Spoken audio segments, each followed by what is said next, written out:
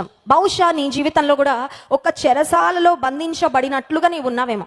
చెరసాలలో బంధించబడ్డం అంటే ఏంటంటే, maybe there are certain thoughts that are just running in your mind over and over again. కొన్ని రకాలైన ఆలోచనలు నిన్ను మాటి మాటికి బాధిస్తున్నాయేమో.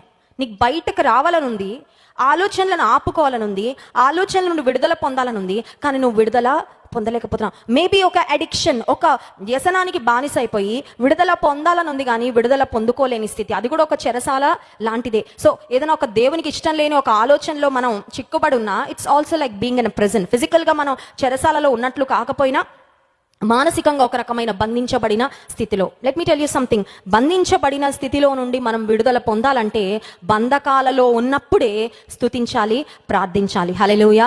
సో మనం చేయగలిగింది మనం చేస్తే, మనం చేయలేనిది దేవుడు చేస్తాడు. హల్లెలూయా. కొన్నిసార్లు కొంతమంది అనుకుంటా అన్ని దేవుడే చేసేయాలండి అని. దేవుడు అంటాడు, నువ్వేం చేయాలో నువ్వు చేయి. నువ్వేం చేయగలవో అది నువ్వు ఫస్ట్ ఒక స్టెప్ వేయి, నెక్స్ట్ స్టెప్స్ అన్ని నేను తీసుకుంటాను అంటాడు. హల్లెలూయా. You walk with faith, you move with faith, you go ahead with faith, I will do what I can do. So